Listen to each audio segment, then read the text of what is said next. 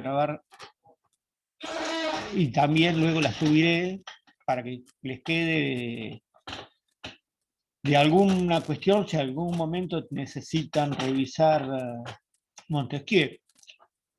¿Por qué Montesquieu? En realidad porque es un autor que tiene una importancia enorme en nuestros días, más allá de lo que plantea, y porque es un cambio importante dentro de la Ilustración. Y por otro lado, y en esta es una cuestión práctica, en estos 2 últimos años no pudimos coordinar con Teoría Política 2 qué autores veía cada uno. Entonces, una de las cuestiones que prefiero que vuelvan a ver por ahí con más detalle en Teoría Política 2, los otros, en otras, los de Ciencia Política, y por lo menos que tengan una punta del resto, que nunca lo van a ver, ¿sí? Es ver qué pasa con Montesquieu, precisamente porque es un autor que influencia no solo su momento, sino que ciertas ideas siguen existiendo dentro del contexto contemporáneo. En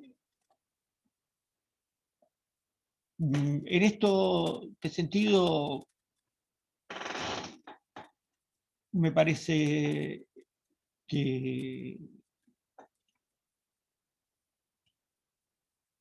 el varón de Montesquieu, el que tenemos acá en la foto, sí, tiene esencialmente como nombre Charles-Louis de Seconat, ¿sí? Carlos Luis de Seconat, ¿sí? Pertenece a la baja nobleza, a la nobleza de toga, como se lo conoce en el antiguo régimen en Francia. Va a ser señor de la Brève, del Château de la Brève, y barón de Montesquieu. ¿Sí? Por lo cual es el nombre que más se lo va a conocer, el de barón de Montesquieu.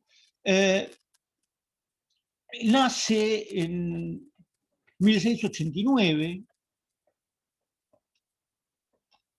en este castillito, ¿sí? Este es el castillo de la Brève, que hoy es un museo dedicado a Montesquieu, ¿sí? Es uno de los lugares que me prometí ir en el viaje que tenía planeado pre-pandemia, ¿sí? Y que obviamente se canceló, con, con la cuestión de una...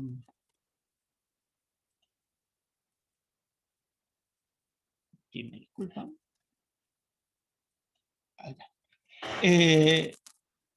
¿Por qué lo pongo en este tomo? Porque, bueno, Montesquieu nace en 1689 y muere en 1655.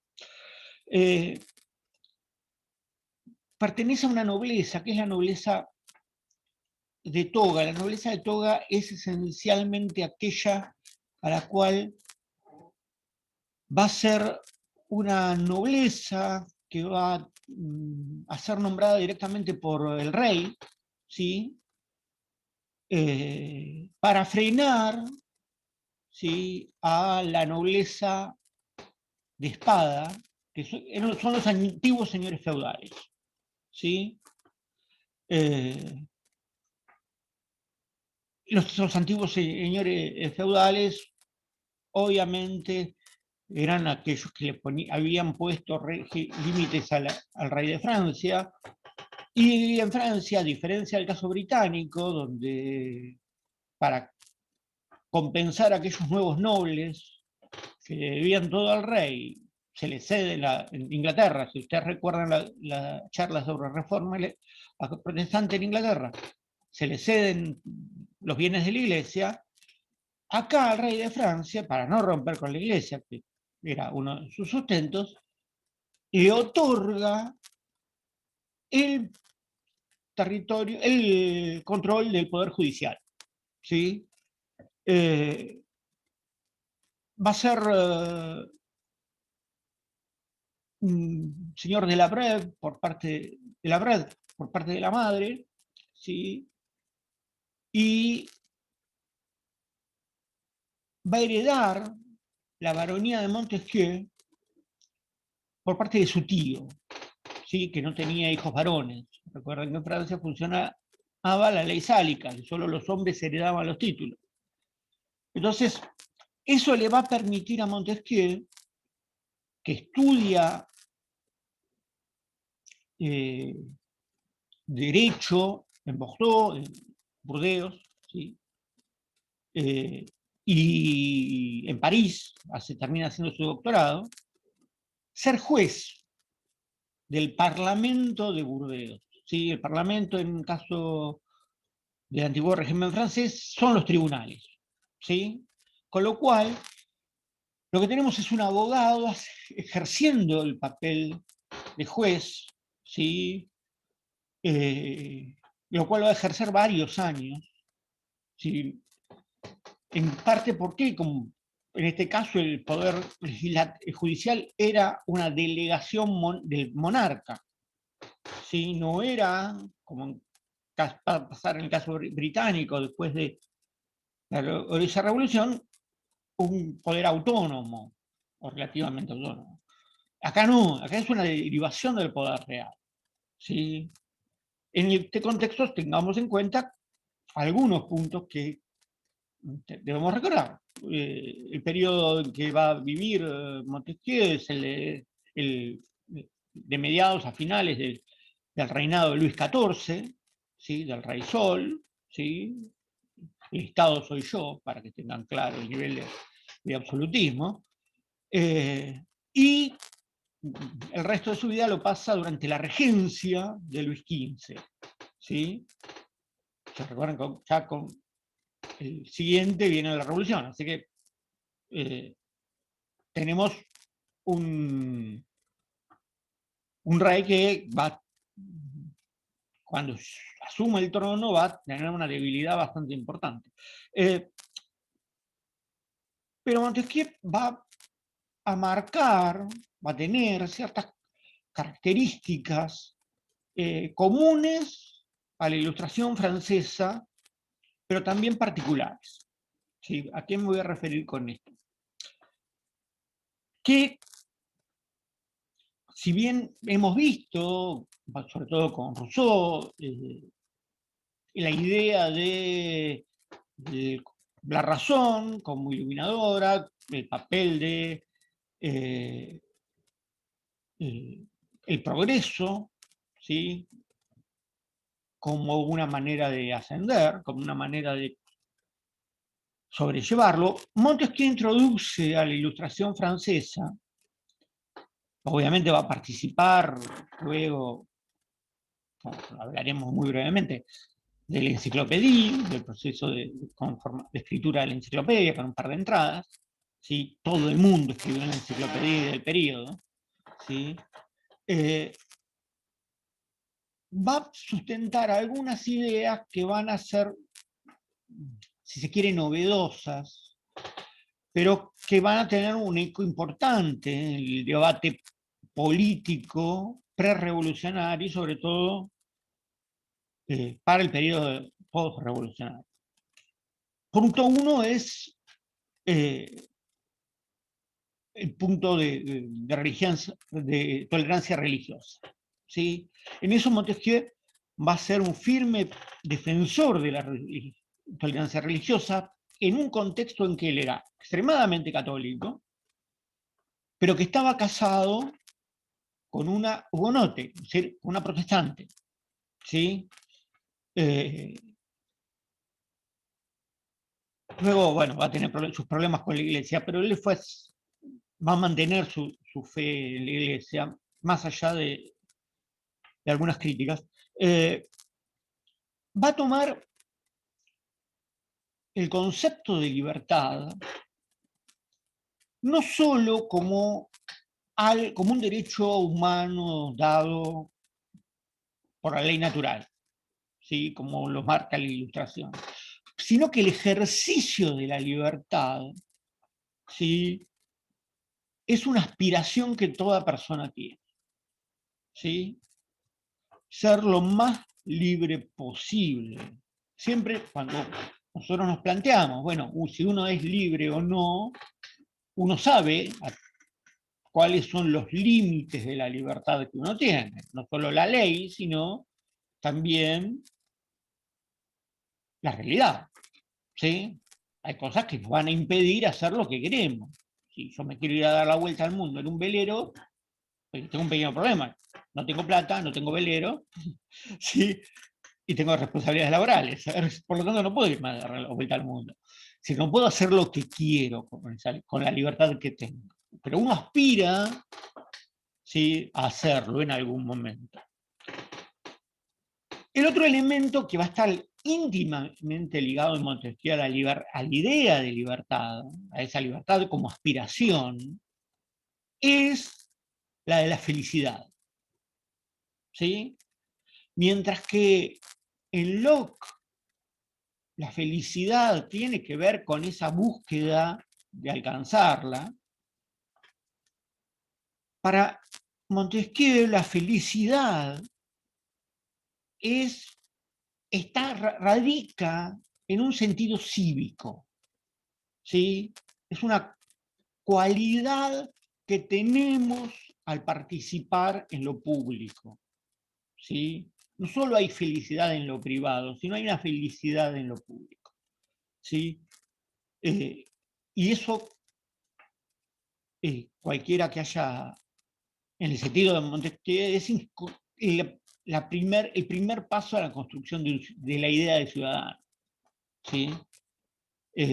¿Por qué? Porque toma a los clásicos, a los griegos, pero sobre todo a los romanos, y ve cómo se construye en el periodo de la República esa actividad ciudadana que apunta y que conlleva un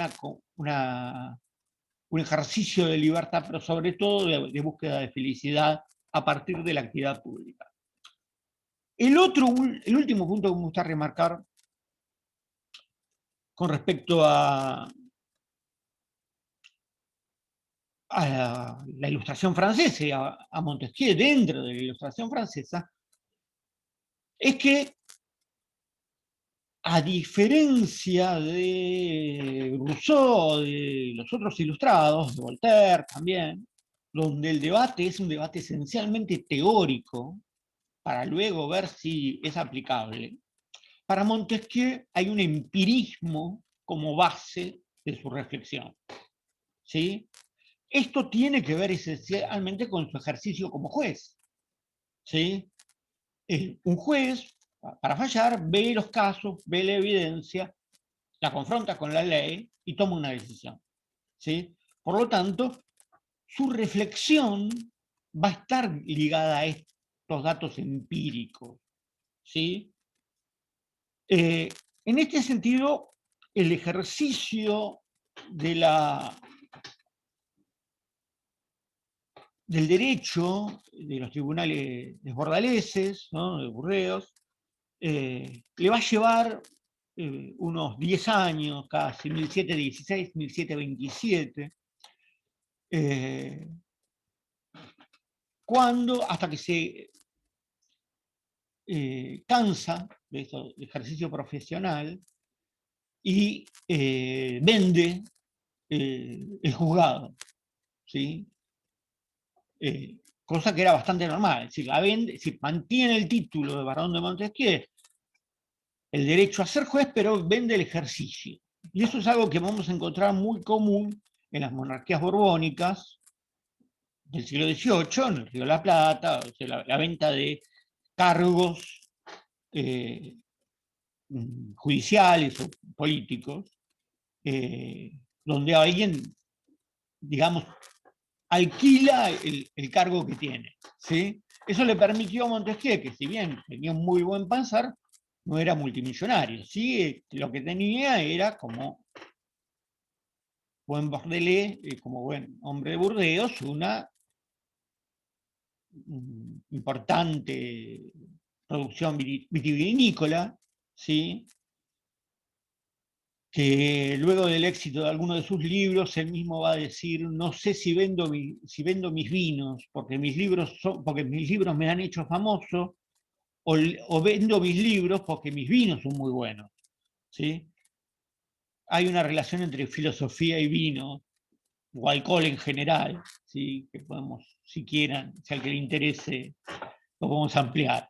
Pero bueno, porque obviamente, porque eso va, es un producto de consumo en los circuitos intelectuales, uno diría. En ese contexto que él va a vivir, ¿sí?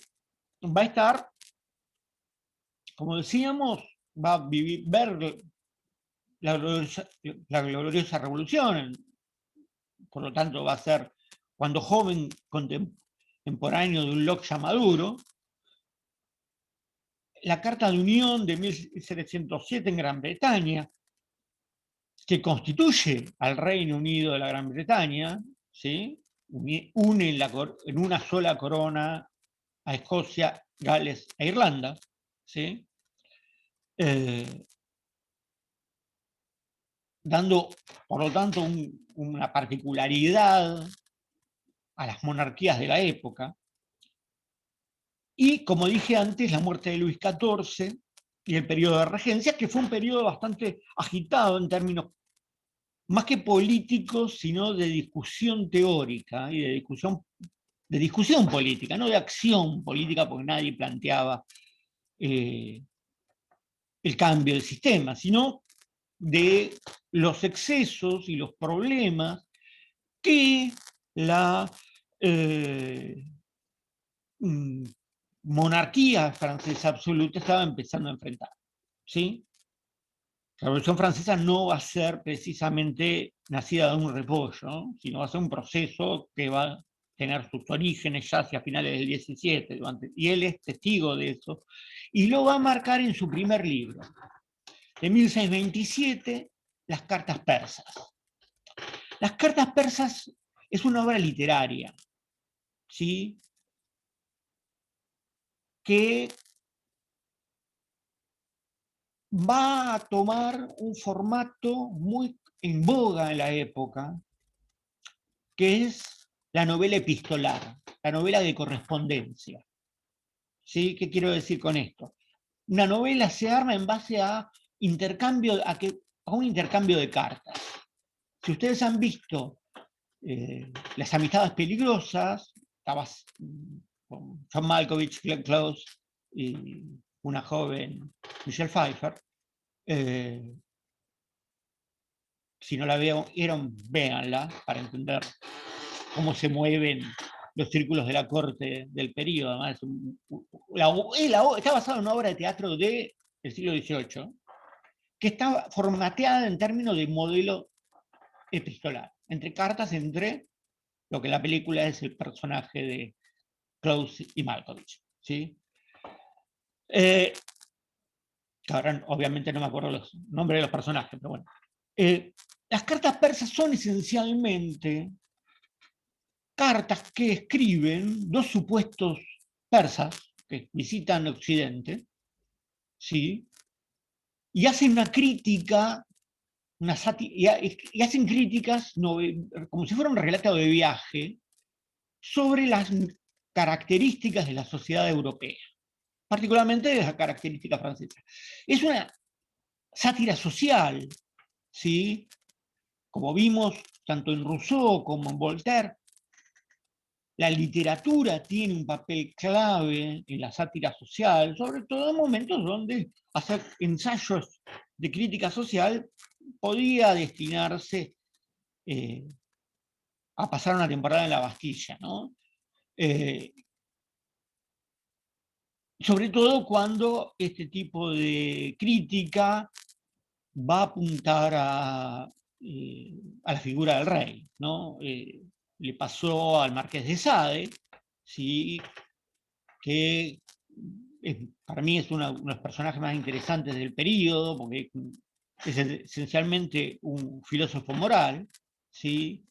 Y la pornografía es la herramienta en la cual él plantea la crisis de la moralidad cristiana, pero en algún momento tuvo un entredicho con Luis XV, se agarraron de sus obras más pornográficas para encerrarlo en la Bastilla. De hecho, la revolución de 1789 lo libera a Saaden. Es alguien que por ahí, si bien no es político, la gente de filo, por ahí me gustaría que en algún momento le pegan una lectura más crítica, porque más allá de los elementos puripatile bourgeois, ¿no? Para asustar a los burgueses, ¿no? Que va a tener, para asustar al orden establecido, va a hacer una crítica muy fuerte sobre la estructura social y sobre todo a la nobleza a la que él pertenece.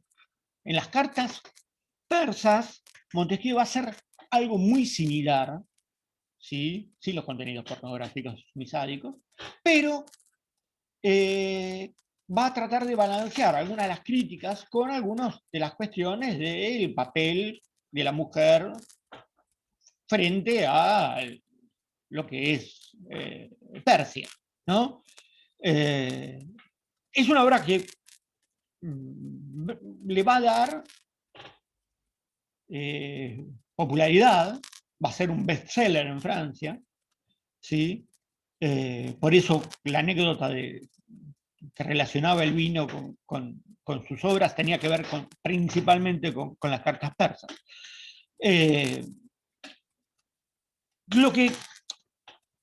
La segunda obra que va a escribir, tiene muchas obras, pero yo voy a elegir tres, que son me parecen las más relevantes. La segunda obra es de 1734, cuando ya está dedicado a full a la escritura, ¿sí? Y a la reflexión política, que son las consideraciones sobre la grandeza y la decadencia de los romanos, ¿sí? Y aquí tenemos una cuestión que es muy interesante, porque en ese texto utiliza el estudio de Roma, ¿sí? Para establecer las bases de una filosofía de la historia de la Ilustración. ¿Sí? ¿Qué quiere decir una filosofía de la historia? La pregunta es si la historia tiene o no sentido. ¿Tiene un sentido único? ¿Sí? En esta libro, en las consideraciones, Montesquieu va a decir, va a plantear, que más allá de su reivindicación del periodo republicano, en eso no es muy distinto de Maquiavelo, ¿sí? Y su reivindicación parcial de la República, en la bibliografía que subí en la carpeta Montesquieu, hay un par de artículos sobre el republicanismo en Montesquieu, a que le interese leerlo. Pero sobre todo va a plantear la idea de que la historia tiene sus propias leyes y su propia dinámica. ¿Sí?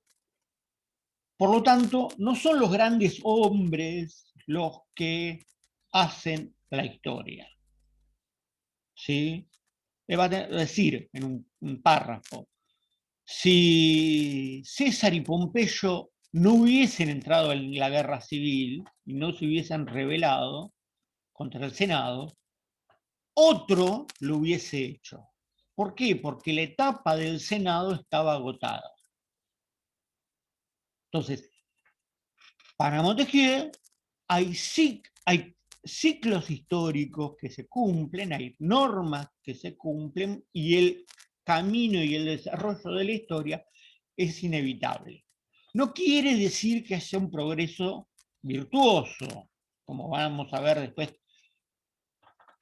en el siglo XIX con Hegel y luego con Marx, ¿no? Donde, por ejemplo, la historia de la humanidad y el desarrollo de la historia de la idea de la libertad en Hegel, ¿sí? Aquí lo que encontramos es que la historia tiene sus propias reglas y que lo que hacen los hombres a veces es lo que pueden con las reglas que les toca jugar. Eso les va a ser de gran fuerza, esa idea de que las condiciones son externas, va a ser clave en el libro que pasó 14 años escribiendo y por el cual hoy vamos a profundizar, lo que es el espíritu de las leyes. ¿Sí? El espíritu de las leyes está escrito en 1748, es un libro que llevó mucho tiempo escribir, ¿sí? Que va a ser publicado en Ginebra, bajo autor anónimo, ¿sí? Años después va a ser editado bajo su propio nombre. No va a tener éxito en Francia, sino va a tener un éxito importantísimo en Alemania y en Gran Bretaña. ¿Sí? ¿Por qué? ¿Qué es lo que vamos a encontrar en el espíritu de las leyes?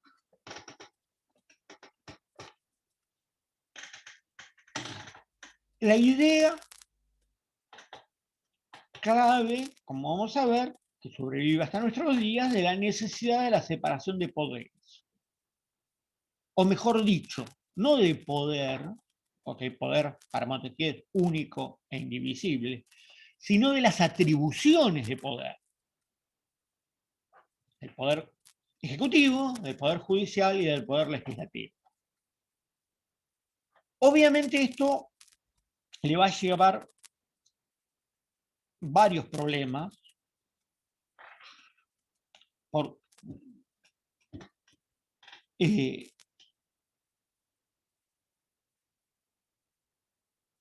sobre todo con la Iglesia Católica, y particularmente con los jesuitas, ¿sí?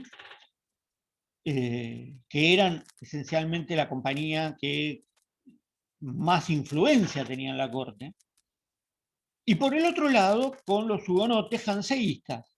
¿Sí? Por lo tanto, en un momento dado estaba atarrapado por los grupos religiosos, centralmente porque, si bien él era firmemente católico, no le ponía ninguna cuestión sobrenatural a la política, ningún deber sobrenatural a la política. Lo que busca es la felicidad del ser humano y la libertad del ser humano. Punto. Hasta donde sea posible, según las circunstancias históricas determinadas. Eso le va a valer que en 1751 todas las obras de Montesquieu entraran al Index Librarum Prohibitium, que es el índice de libros prohibidos por la Iglesia Católica, va a estar ahí hasta bien entrado el siglo XIX.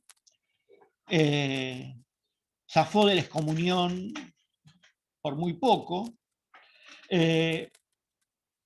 pero ese éxito sobre todo en el mundo inglés va a hacer que el texto del espíritu de las leyes va a ser clave en el primer proceso revolucionario de la modernidad, ¿sí? Y el primer proceso constitucional, de constitución escrita, que ya no es producto de una teoría, ¿sí? De plantear una constitución, bueno, ¿cómo vamos a hacer una constitución utópica para que se podría aplicar? No, una constitución concreta, que es la Constitución norteamericana de 1776. ¿Sí? ¿A partir de quién? Principalmente a partir de la lectura que hace del espíritu de las leyes hechas por James Madison. ¿Sí? En este proceso en la Revolución Americana, norteamericana, de las 13 colonias, lo importante de tener una constitución escrita era llevar a los hechos concretos la idea de una constitucionalidad y de un pacto entre ciudadanos. ¿Sí? Ese pacto entre ciudadanos va a estar dado por diversas razones, principalmente en términos de la libertad inevitable que tienen los hombres. ¿Sí? Si recordamos la Declaración de la Independencia de los Estados Unidos, dice que hay ciertas verdades evidentes, ¿no? como toda constitución escrita, no es producto de un trabajo intelectual. Si bien hay borradores, es producto de un acuerdo. En el caso norteamericano, de un acuerdo de mínimos comunes denominadores, ¿sí? Con lo cual hace que la Constitución sea lo mínimo con lo cual los constituyentes pusieron de acuerdo. Después era tan limitado que se olvidaron, que cuando hicieron la Constitución no pusieron los derechos individuales. Inmediatamente después, en el proceso de ratificación, hay que armar la primera enmienda constitucional, que es la de los derechos individuales. ¿Sí? Esto a su vez va a generar toda una serie de debates en el proceso de ratificación que está en la discusión de Madison ya, y demás, en el federalista, que no voy a entrar en, que es todo un tema aparte, sí, me interesaría en algún momento, algún año, hablar sobre el tema. ¿Por qué? Porque gran parte del debate teórico que van a tener va a estar influenciado no solo por la ilustración europea, la escocesa, sino esencialmente la influencia que va a tener en las constituciones latinoamericanas. ¿Sí? Hoy comentaba un caso histórico que teníamos nosotros con la declaración de independencia de la República Argentina, ¿no? De las Provincias Unidas del Río de la Plata. ¿Sí? Con que se declara la independencia el 9 de julio, ¿sí? De España, de Fernando VII. El 10 de julio se declara, se le agrega a esa declaración sus sucesores y metrópolis. Y el 11 de julio se le agrega y toda otra dominación extranjera. Es decir, es gracioso porque a nuestra declaración de independencia le fueron agregando partes, emparchándola a medida que se iban dando cuenta que se iban olvidando algo, lo cual habla mucho del etos argentino desde su nacimiento. ¿Sí? ¿Qué es lo que entonces nos interesa con respecto a cómo debe ser un gobierno, según Montesquieu en el espíritu de las leyes? Para él, el punto del gobierno lo toma de Hobbes, de la necesidad del gobierno es hobbesiano. Es decir, debe establecerse un gobierno de forma tal que ningún hombre tenga miedo de otro. Es decir, esa idea de la emoción, del miedo, va a estar claro. ¿Qué es el gobierno entonces? La anulación, la limitación de ese miedo. ¿Con respecto a quién? Con respecto a los demás. ¿Sí? ¿Por qué? Porque va a haber leyes que nos van a permitir, ¿sí?, establecer ciertas normas de convivencia. Y esas normas no van a ser debido al capricho de un rey. ¿Sí? ¿Por qué? Porque el rey, si bien tiene el poder, y acá va a hablar del monarca, pero también va a hablar de la república, ¿sí? Él va a hablar de cómo el poder va a ejercerse, ¿sí?, en la práctica, y cómo debería ejercerse para evitar que el hombre tenga miedo de los demás, y sobre todo de los más poderosos. Y voy a empezar a citar varios párrafos del libro 11 de la República, perdón, de la República, el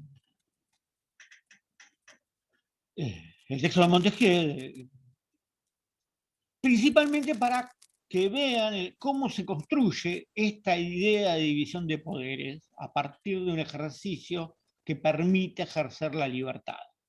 ¿Sí? Dice Montesquieu, en cada estado existen tres clases de poderes: la potestad legislativa, la potestad ejecutiva de las cosas que proceden del derecho de gente, y la potestad ejecutiva de aquellas que dependen del derecho civil. ¿Sí? Por un lado, tanto, Si aquí recuerdan lo que hablábamos de las potestas, en el tomismo está entendiendo esa potestad en términos de formas de ejercicio del poder. Entonces, al dividirlo en tres formas, la va a dividir en una en la cual tiene que ver con la elaboración de leyes materiales, leyes concretas, no solo la tradición, sino leyes guiadas por la razón, ¿sí? Leyes que están, poder que está guiado por el derecho de gentes, por el derecho tradicional, y eso va a ser un ejercicio del poder ejecutivo, y del derecho, y aquellos que dependan del derecho civil, que va a estar, luego veremos, establecido en el Poder Judicial. ¿Sí? Aquí la formación católica de Montesquieu salta a la vista. ¿Por qué? Porque está dividiendo esas tres potestas que habíamos visto anteriormente. En otro párrafo va a decir, en virtud de la primera, el príncipe o magistrado hace leyes transitorias o definitivas y enmienda o deroga las existentes.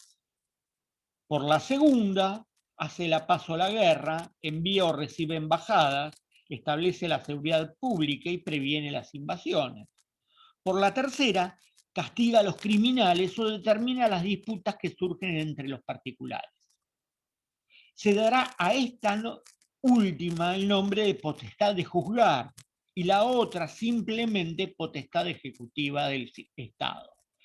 Por lo tanto, aquí ya estamos estableciendo, si bien en la primera etapa él plantea dos cuerpos de ejercicio distintos, en realidad está planteando un poder ejecutivo con capacidad de declarar la guerra, un poder judicial de elaborar leyes y un poder legislativo con la capacidad de construir leyes, modificarlas, y un poder judicial que vela por ello, vela por su cumplimiento. ¿Sí? En otro contexto, va a decir, cuando la misma persona, y esto va a ser clave, o en el mismo cuerpo de magistratura, la potestad legislativa y la potestad ejecutiva están reunidas, no puede haber libertad. ¿Sí? Porque se puede temer que el mismo monarca o senado pueden hacer leyes tiránicas para ejecutarlas tiránicamente. Entonces, ¿qué es lo que plantea en este sentido como que crítica directamente al monarca?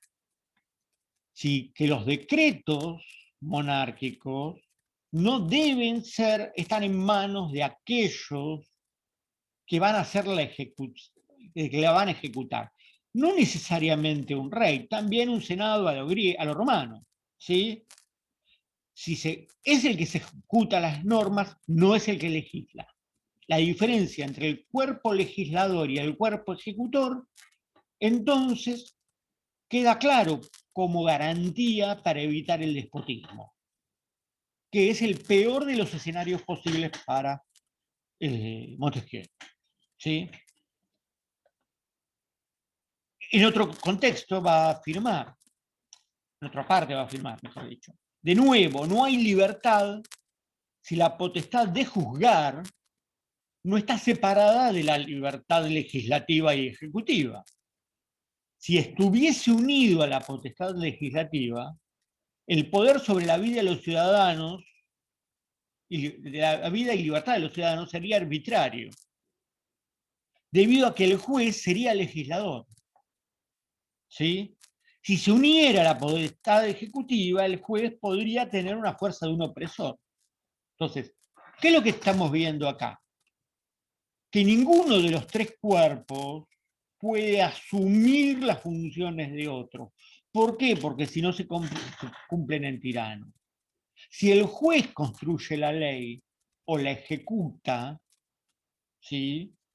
En vez de juzgar conductas, entonces vamos a estar en una tiranía de jueces. Acá hay una crítica al sistema británico, al sistema anglosajón de common law, en el cual los fallos sientan jurisprudencia, en el cual pueden llegar a tener fuerza de ley. Con lo cual, para Montesquieu, la necesidad de la división de poderes y del balance entre ellos requiere inevitablemente que separemos estos poderes, ¿sí?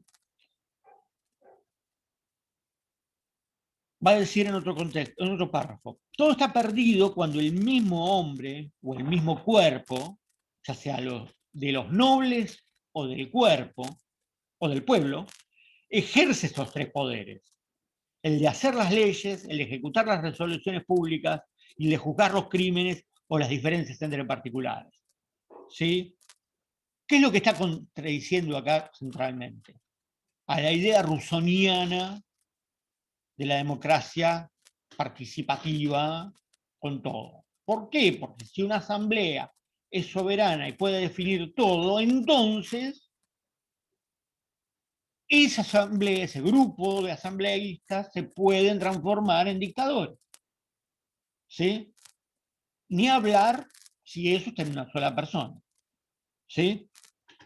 Por lo tanto, la forma de gobierno va a ser producto no de una prescripción teórica, sino de las formas históricas que mejor se ajustan a cada sociedad.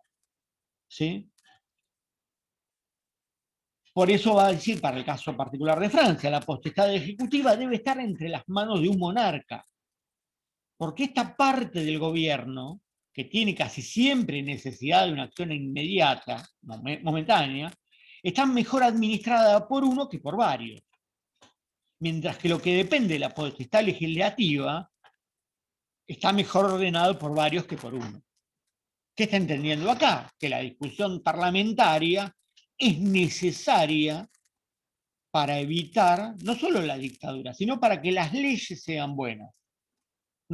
A eso se refiere con que está mejor administrado. Ahora bien, si la ejecución de una ley la tiene que hacer un comité,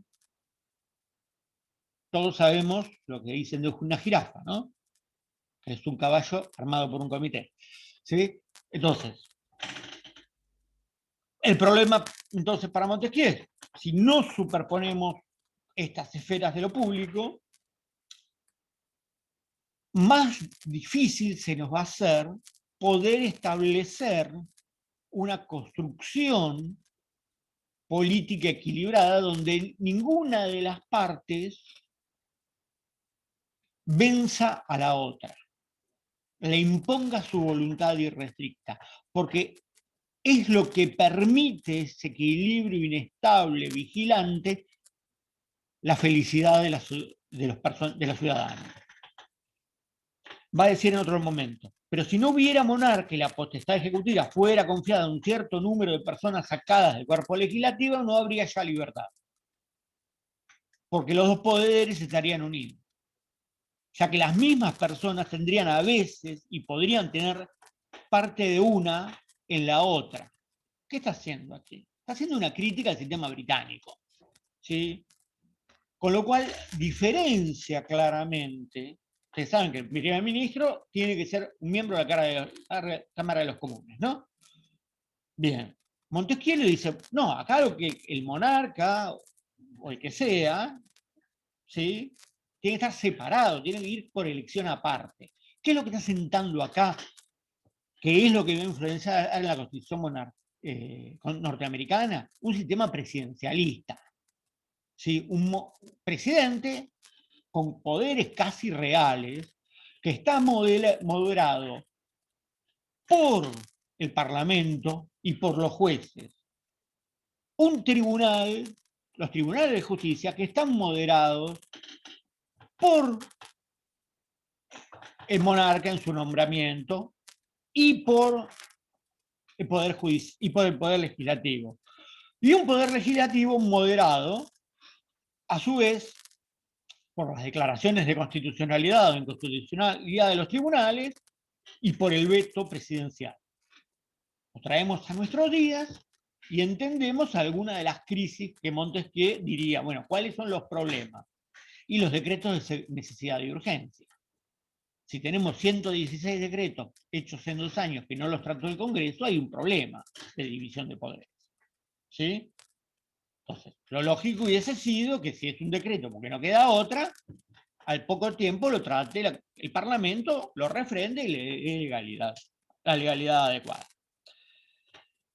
En este contexto, en este proceso de escritura del texto, y como ven, él va comparando la experiencia francesa con la experiencia británica, ¿sí? Sacando puntos en común y puntos de diferencia, ¿sí? Por eso es bastante equivocado plantear a Montesquieu como un lockeano puro, ¿sí? No es que pasa el primero y el segundo tratado y lo traduce a la realidad francesa, no. Toma algunas ideas, ¿sí? Sobre todo el periodo que vive en Inglaterra, entre 1729 y 1732, ¿sí? Él ya en 1727 había sido nombrado miembro de la Académie Française, de la Academia, sí que era un cargo nombrado a solicitud de la corona, ¿sí? En vista a sus trabajos académicos. En 1732, en este periodo que decía antes, va a viajar por Inglaterra, particularmente iba a ser miembro de la Royal Society, ¿sí? El equivalente británico de la Academia. En ese sentido, sí es importante que la influencia de la experiencia británica va a ser clave en esos puntos de diferencia entre una cuestión del sistema político francés y el británico, y ni hablar del alemán, ¿no? Convengamos que al ser un miembro de la nobleza es alguien que ha viajado por toda Europa, ¿sí? Con lo cual conoce de primera mano los sistemas políticos, ¿sí? Entonces, ¿qué es lo que va a plantear? El cambio que va a tener el espíritu de las leyes es sobre todo un cambio metodológico, ¿sí? ¿Por qué me refiero a un cambio metodológico? Porque va a partir de un análisis, ¿sí? Concreto, no solo de las ideas universales, sino que aquellas que tienen un sentido positivo, ¿sí? En el sentido de ley positiva.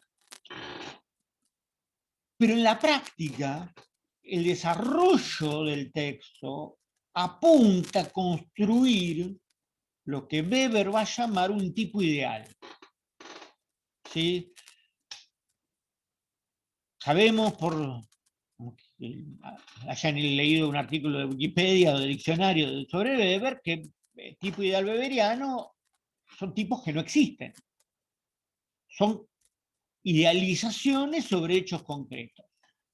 Acá él parte de una idealización y los baja a la realidad. Hace un camino un poco inverso, si quieren, pero apunta a tratar de entender cuáles son las debilidades del sistema político francés y cómo subsanarlas. Por lo tanto, va a tener, si se quiere, una respuesta con visos de cientificidad, es decir, podemos decirlo sociológica.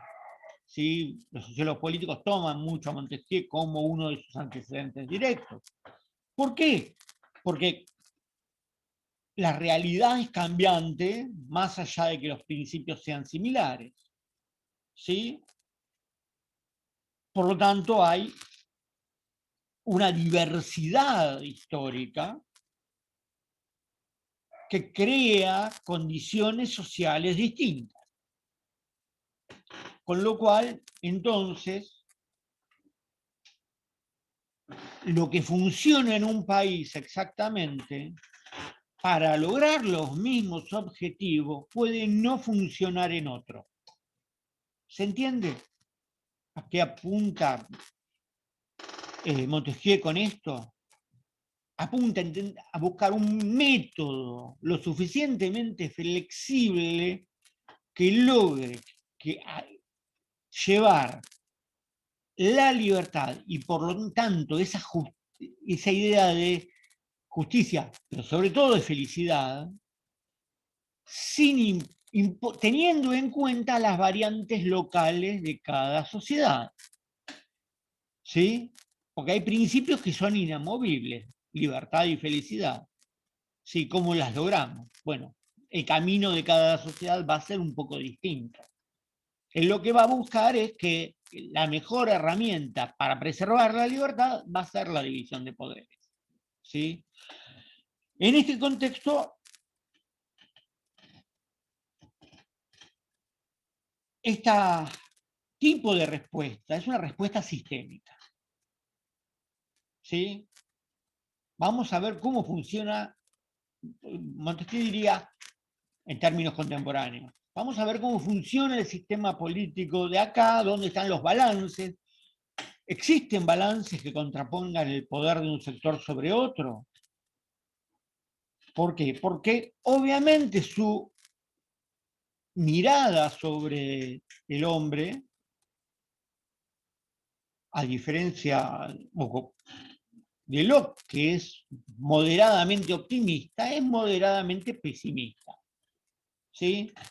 ¿Por qué? Porque ahí tiende al egoísmo. ¿Sí? Sin embargo, no trata de alejarse de la solución mágica de una resolución única para cada caso. En eso se aleja de la filosofía. ¿Sí? Va a decir en otro capítulo del libro, cada tipo de gobierno surge a causa de la propia naturaleza de la organización social. ¿Sí?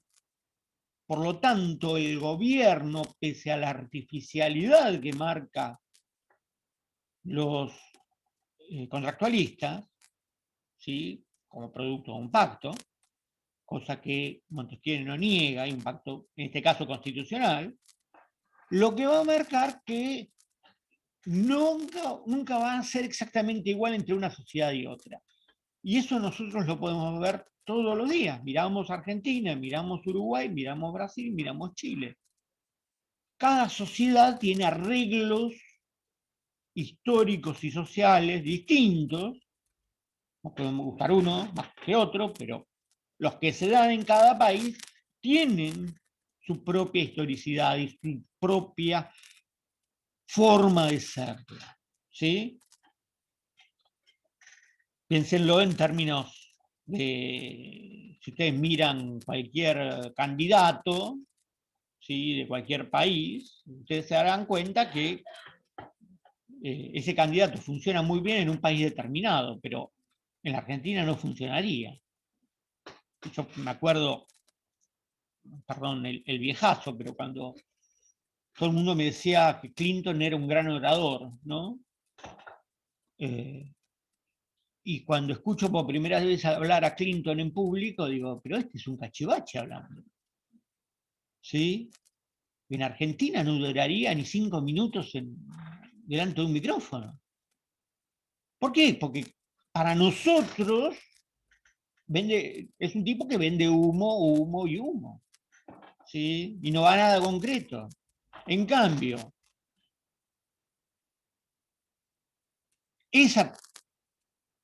podemos encontrar algunos elementos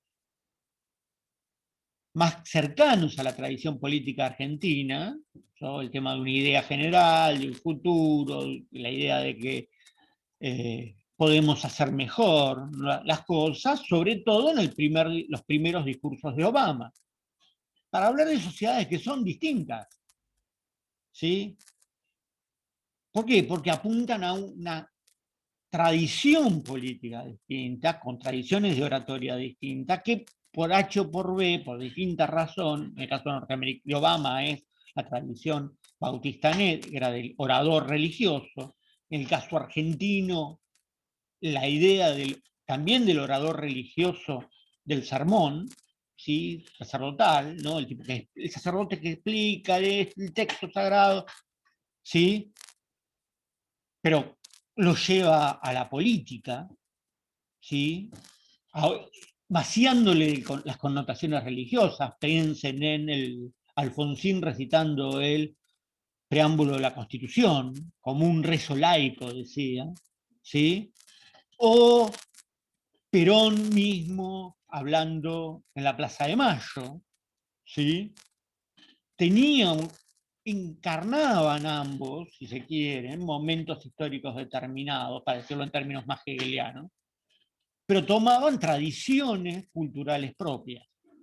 ¿Sí? En eso Montesquieu diría las formas de gobierno, las formas que se adaptan a esta búsqueda de libertad y de felicidad, en el caso argentino, en momentos distintos, van a variar, porque el orden social es distinto en cada momento.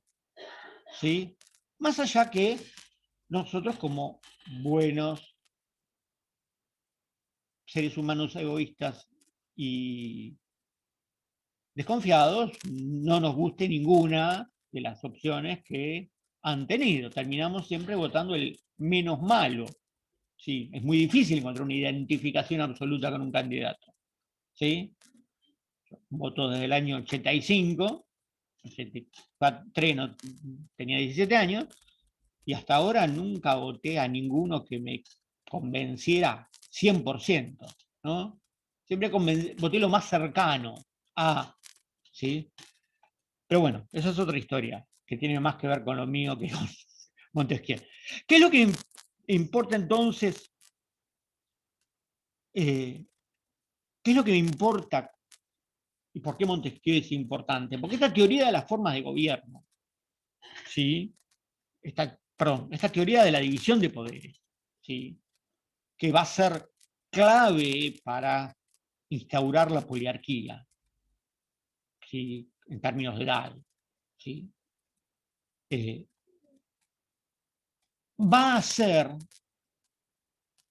la idea de que existencia de frenos, contrapesos y controles mutuos. ¿Sí? Si ese juego de contrapesos, de frenos y demás es el que funciona, como diría Dahl en su teoría de la democracia, en poliarquía y después antes en teoría de la democracia, es el the only game in town, es el único juego posible, un juego en el pueblo, ¿no? Juego dominante. Si todos entendemos que esas son las reglas del juego y las respetamos, ¿sí? Podemos actuar racionalmente para Montesquieu, ¿sí? ¿Por qué? Porque la razón es lo que más nos va a acercar, ¿sí? A lograr la felicidad y a lograr la libertad. Por eso a Montesquieu se lo considera uno de los tantos padres del liberalismo, pero también se lo considera uno de los padres centrales del derecho constitucional, ¿sí? Porque en algún lado esos límites, esos balances y contrapesos tienen que estar escritos para que todos nos conozcan y que la prerrogativa monárquica, si es que es una monarquía constitucional, no avasalle el resto. Entonces, Parlamento, gobierno, tribunales, poder legislativo, poder ejecutivo, poder judicial. Ese que en última instancia pasamos toda la materia viendo cómo el poder tenía distintas concepciones, pero seguía siendo monolítico. En Montesquieu va a cambiar finalmente en términos de aplicación del poder, porque no le va a importar tanto el origen del poder como al resto de los contractualistas o al resto de los autores que vimos, ¿sí? Sino lo que le va a importar es cómo se lo ejerce, ¿sí? En eso hay un acostado de Maquiavelo, ¿sí? En el sentido de que a Maquiavelo no le preocupa el origen del poder, ¿sí? Vemos el príncipe. En el príncipe está la cuestión de los reinos heredados, los reinos conquistados, etc. Pero el éxito es de uno. Acá la mirada es sistémica, es de la sociedad. El objeto, el sujeto de la teoría es el ciudadano, no solo el individuo. Por lo tanto, vamos a encontrar ese paso necesario de construcción, de paso de hombre al ciudadano, como vamos a ver en la Revolución Americana y luego en la Revolución Francesa con la Declaración de los Derechos del Hombre y del Ciudadano. ¿Sí? Obviamente Montesquieu no vivió para verla, sino buena amargura se hubiese llevado, ¿sí?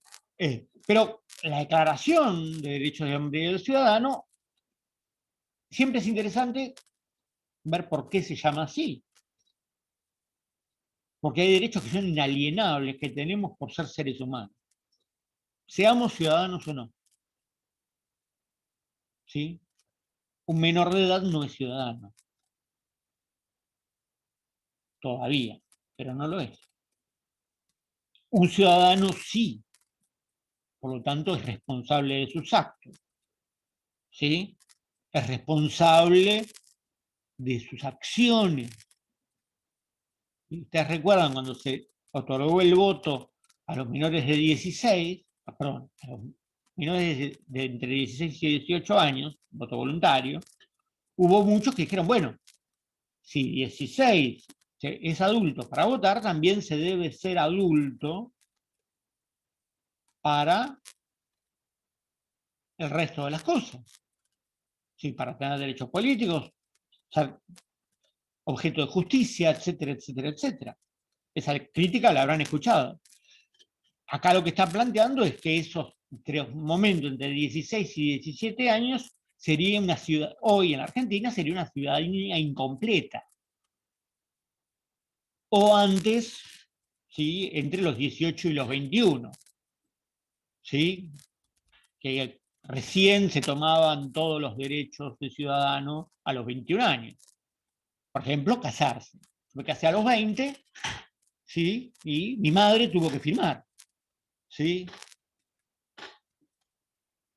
Tenía más de 18 años, pero en ese momento la mayoría de edad eran los 21. ¿Sí? Podría votar, pero no tenía los derechos. ¿Sí? ¿Se entiende un poco? El derecho a casarme. ¿Sí? ¿Se entiende un poco cuál es el punto que me interesa de revisar de Montesquieu y por qué la división de poderes es una necesidad con la construcción de un nuevo sujeto y actor de la política, que ya estaba atisbado en Locke, pero Montesquieu le da una base concreta para lograr que esa participación política, legal, ¿sí? De derechos, esas herramientas para defender sus derechos, sea completa. ¿Sí? Eso nos permite entonces comprender, ¿sí? La incorporación del tema de la ciudadanía a las polémicas contemporáneas. ¿Sí? Las teorías de ciudadanía hoy ya no son solamente legales. Hay ciudadanías particulares, hay derechos particulares para un grupo, ¿sí? Hay un derecho a las mujeres a no ser discriminadas, por lo tanto hay un derecho específico, que, por ejemplo, de que las listas tienen que ser, a diputados tienen que ser intercaladas, ¿sí? ¿Eso qué hace? Haría vía legislación una mayor igualdad, por lo tanto, un ejercicio de libertad mejor por lo tanto, una potencial felicidad más desarrollada. Lo digo en términos de Montesquieu, que no se lo había ocurrido a él, obviamente. Él no está hablando de las mujeres. Si bien habla del papel social de las mujeres, sí, no del papel político. Él se mantiene en el nivel macro, si se quiere, del análisis. ¿Qué es lo que me interesa entonces para finalmente y cerrar con esto? La ley, tal como la vimos en Cicerón, como ley escrita, codificada, ¿sí? Ya no va a ser solo la cosa de algunos, va a ser la responsabilidad de algunos, del Senado. Va a resultar de la resolución del Parlamento, y ese Parlamento es elegido. ¿Sí? Eso en Francia era una revolución, decir eso. ¿Por qué? Porque lo que no se tenía todavía era un parlamento al estilo británico, con votos electos. Lo que se tenía eran lo que en España se llama las Cortes y en Francia se llaman los Estados Generales, donde la división se daba por estamentos medievales, nobles, iglesia y el tercer estado, el resto. ¿Sí? Ustedes recordarán uno de los episodios ilustrado en un cuadro, es el juramento del juego de pelota, ¿sí? La cual Mirabeau toma juramento, un noble, ¿no? Toma juramento al tercer estado de no abandonar los estados generales hasta que no se dicte una constitución. Y es el punto de partida de la discusión constitucional en Francia. ¿Sí? En ese sentido, es el reconocimiento de cada uno como ciudadano. Hoy, la ciudadanía la consideramos como un derecho natural.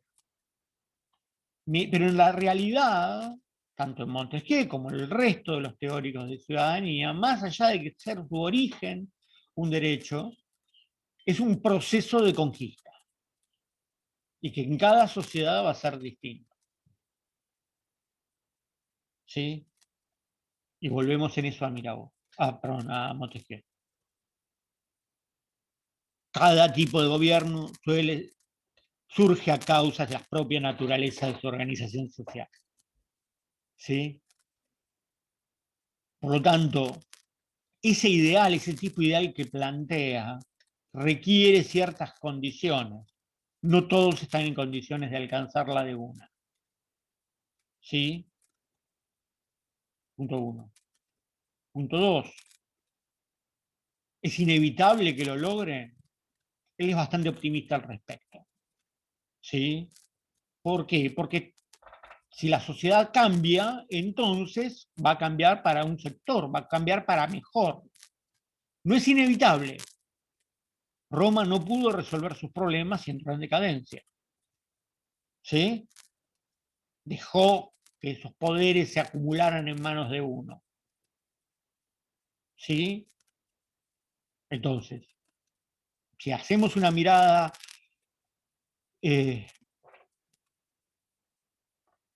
contemporánea a partir del autor, vamos a encontrar formas en las cuales él puede reconocer sus ideas, ¿sí? Y otras en las cuales no. ¿Sí? Por ejemplo, el régimen chino, obviamente es en palabras de Montesquieu, es una dictadura de un grupo, ¿sí? No puede ser considerado un buen gobierno, ¿sí? Puede ser efectivo, en términos maquiavelianos, pero no permiten la libertad y la felicidad de su pueblo, que es el objetivo final de la política. ¿Sí? de la organización social en última instancia, porque es la única manera que podemos entender el mundo sin conflictos y sin manera de construcción y de destrucción de las tradiciones. Montesquieu no es un amigo del proceso revolucionario, es un amigo del proceso reformista, ¿sí?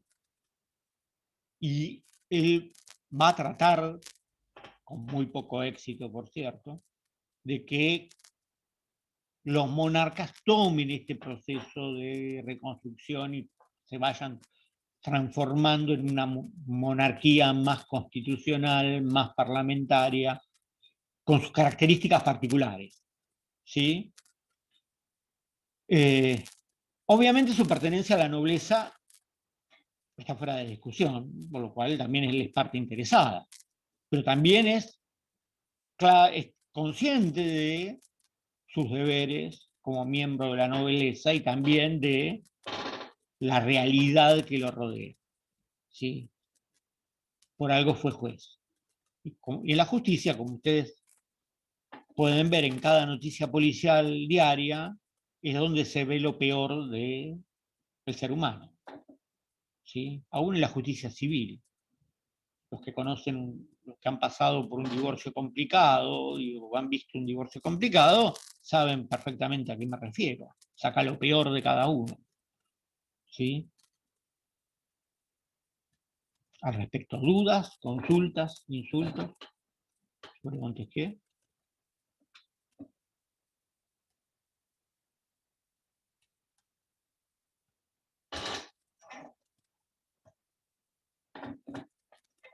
Bueno,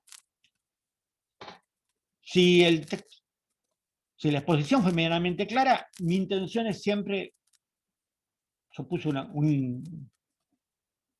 lista, una carpeta separada para que se note que no es obligatorio, así que si el que tenga que dar regular o libre no entra Montesquieu en la materia, en el final, eso queda claro. Pero sí me interesa que en algún momento puedan leer desde varios artículos, algunos muy buenos, particularmente recomiendo el de Bernard Manin, ¿sí? Y los dos, hay un librito que es chiquito, que es bien introductorio, que es una buena lectura general sobre un análisis sobre Montesquieu. No subí las obras porque se consiguen, cualquier búsqueda de internet aparecen, ¿sí? Bueno, son obviamente de dominio público. Pero hay un par de artículos de un autor chileno, que, bueno, ahora no recuerdo el nombre, lo tenía anotado para acá, pero no lo encuentro, que son los dos últimos. Subí dos artículos del mismo autor que discute la cuestión del comercio, que hace una muy interesante comparación entre Montesquieu y Locke, ¿sí? Sobre propiedad privada y demás. ¿Sí? Al que le interese puede profundizar, es un texto muy, muy interesante. Hay varios artículos de distinto tipo con distintas posturas sobre Montesquieu. En eso traté de mostrar las distintas miradas, ¿sí? Yo acá simplemente trato de dar mi lectura sobre el texto y lo que para mí es relevante, ¿sí? Con respecto al resto de la materia, y esto sí son ya las palabras finales, ¿sí? La materia, ustedes saben, son los dos parciales, con sus recuperatorios, promedio 6. Si sacaron de 6 para arriba, ¿sí? Ustedes se anotan en un final, en el llamado, me avisan, me mandan un mail diciendo, profe, me anoté, así, soy de tal año, ¿sí? Así busco, porque hay gente que tarda en aprobar, levantarles por tema de papeles, de burocracia, entonces lo que les pido es, mándenme un mensaje diciendo en qué año la cursaron, ¿sí? Porque algunos se van a anotar en diciembre, otros en febrero, pero otros se van a anotar dentro de 2 años, ¿sí? Entonces, porque se está por vencer. Entonces, recuerda, háganme el favor de avisarme. Después, ahí yo directamente, los promoción directa, paso la nota, ¿sí? Si algunos promovió con un 6, si quiere, tiene la promoción directa y quiere mejorar la nota, porque es la única nota baja que tiene, me avisa y tomamos un final como si fueran regulares. Los regulares son los que sacaron de promedio 4 y 5, siempre con parciales aprobados. Si hay parcial desaprobado, lo siento. ¿Sí? ¿Cómo es un final de la materia? Ustedes vienen con un tema para hablar 10, 15 minutos, 10 minutos si es virtual, 15, 20 si es presencial, depende de cuándo sea, y cuando volvemos a tomar finales presenciales. Un tema que ustedes hayan querido, colateral a la materia, un autor por ahí que les interesa pero que no vieron, ¿sí? Eso es la elección de ustedes, tiene que ser relevante con la materia, obviamente, ¿sí? Eh, que un autor nombre a Polibio no quiere decir que puedan venir con un tema de Polibio para hablar, porque yo de Polibio no me acuerdo nada cuando cursé Antigua, así que algo que hayamos trabajado, más o menos tocado colateralmente. En eso es libertad absoluta. Haremos preguntas sobre el tema y después haremos alguna pregunta general del programa, relacionaremos en la charla alguno de los temas que ustedes vieron con algún otro autor del programa. Típicamente tratamos de que ustedes puedan enlazar alguna problemática del autor elegido con algún texto, ya sea previo, posterior, etcétera, para, bueno, tener ahí, ¿qué es lo que nos importa acá? Tienen manejo de la materia, no solo de los contenidos, sino se pueden desenvolver en una discusión teórica sobre estos temas. Bien, a nosotros nos interesa que desarrollen esas capacidades, ¿sí? Siempre lo dije. Ahora bien, le fue mal en los parciales, la colgaron, tienen que rendir libre, ¿sí? El reglamento nos exige un escrito y un oral. Nosotros desde siempre, en vez de tomar un escrito ahí como si fuese un parcial en capilla, les pedimos una monografía. La monografía es un tema a su elección, igual que el tema, pero de 10, 12 páginas más o menos, ¿sí? Sobre el tema que ustedes trabajaron. ¿Sí? Me avisan que la van a rendir libre, me mandan la monografía, ¿sí? Esto es importante, y una vez que tienen la monografía aprobada, que digo, sí, bárbaro, la monografía está bien, se anotan. ¿Sí? ¿Por qué? Porque nos ha pasado de gente que se anotó y después nos manda la monografía sobre el pucho. Entonces, el trabajo interesante de la monografía no es sacarse la materia de encima. El trabajo interesante de la monografía es que sepan hacer una monografía, ¿sí? De que sepan hacer una tarea de investigación. Entonces, vamos a tratar de hacer la mejor monografía posible. Si ustedes me dicen, miren, yo con un 4 me conformo porque me estoy por recibir y este esclavo me quedó de primer año, digo, en las estudiantes de historia o de filo, ¿sí? Hemos tenido mucha gente que se recibió con esta materia, digo, bueno, está bien, es tu problema. Sí, no hay problema, decisión tuya, pero para nosotros lo tomamos como una instancia de aprendizaje, la elaboración de la monografía. Queremos que ustedes, en lo ideal, esa monografía con correcciones puedan presentarla a las jornadas de investigadores de su carrera. ¿Sí? Que sea un primer paso en un trabajo de investigación, aunque después se dediquen a otra cosa. ¿Sí? Que valga la pena. ¿Sí? Porque todos empezamos así. Sí, con una monografía para una materia, porque era promoción, porque esto, que lo otro, bueno. Acá lo aplicamos con, antes, en mi época, para ser promocional había que hacer monografía, era obligatorio. Ahora no. Ahora no lo permite el reglamento. Pero bueno, yo lo que les pido, en todo caso, me avisan y van a tener toda la colaboración nuestra, ¿sí? Porque es una parte, digamos, de cursada.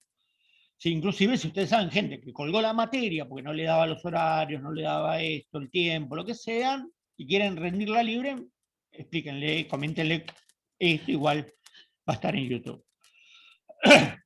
En el otro, en esos tres son los elementos que hay para promocionar la materia, ¿sí? Para aprobar la materia, ¿sí? Que es lo que a todos a ustedes sobre todo les importa, ¿sí? Una cuestión de